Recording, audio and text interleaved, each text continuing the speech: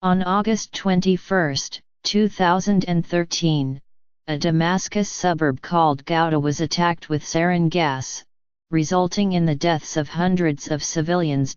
President Barack Obama had warned that the United States would take military action if President Bashar al-Assad of Syria used chemical weapons.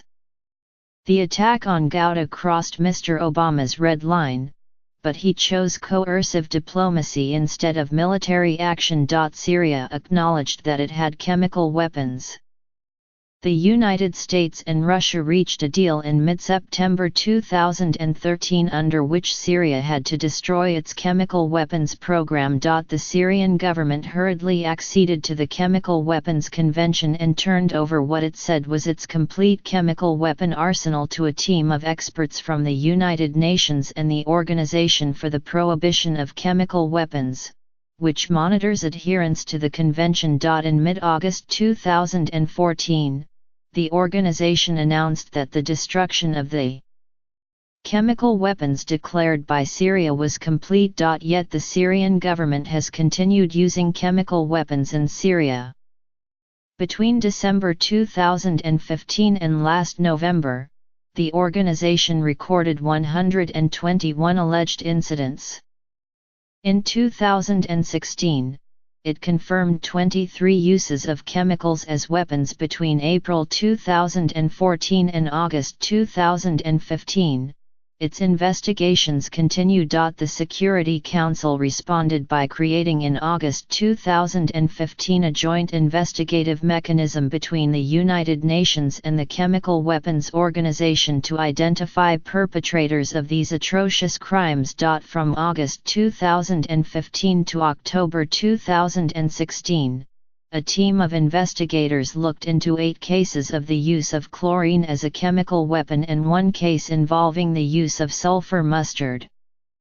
3 attacks were attributed to the Syrian government and 1 to the Islamic State.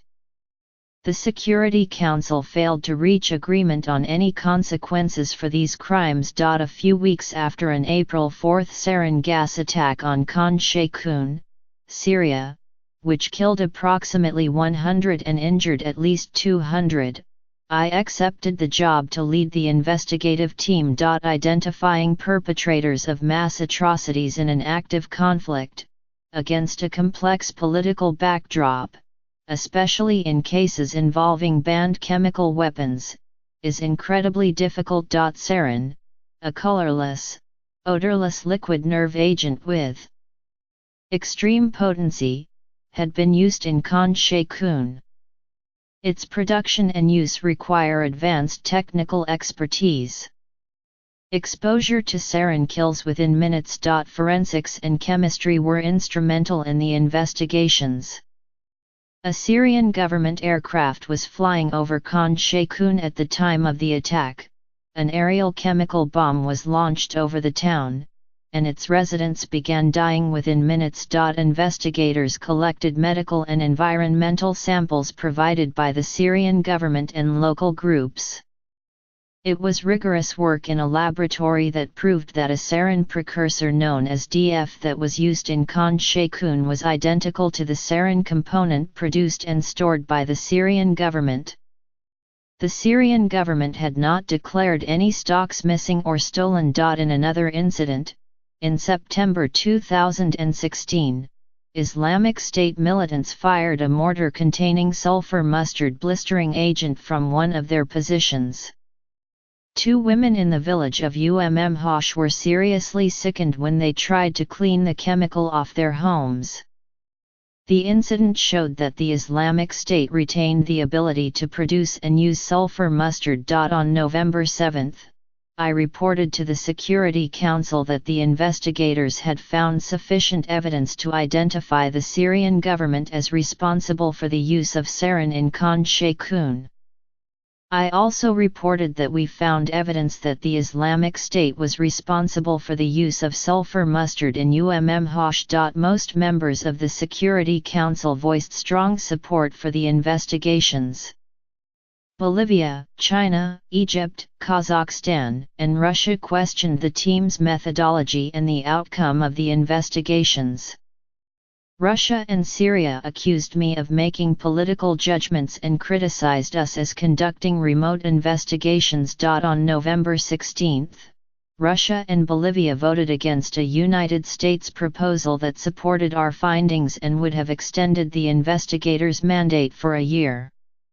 A Russian proposal that would have renewed the mandate for 6 months but required reopening the investigations did not receive sufficient support to be voted on formally. The next day Japan proposed a compromise extension of 30 days to buy time to find a way to ensure continuity of our work.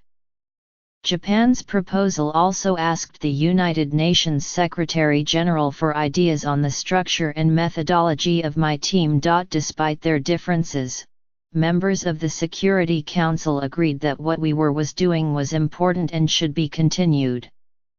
Yet again, Russia and Bolivia rejected the Japanese proposal, effectively ending our work. By November 17, Russia had cast 3 veto votes to block the Security Council from extending our authorization. Russia singled me out as an instrument of the West and demanded that my team visit the crime scene, which is under the control of Qaeda affiliates.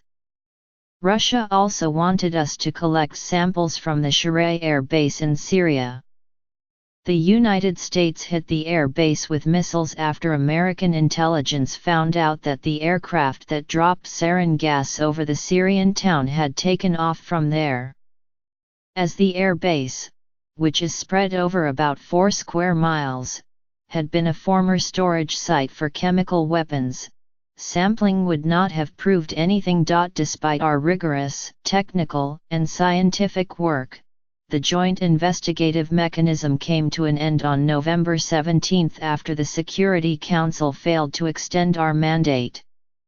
These investigations are critical to ensure that those responsible for the use of chemical weapons, a war crime, face their day in court. Security Council action is equally important to deter any use of chemical weapons in the future.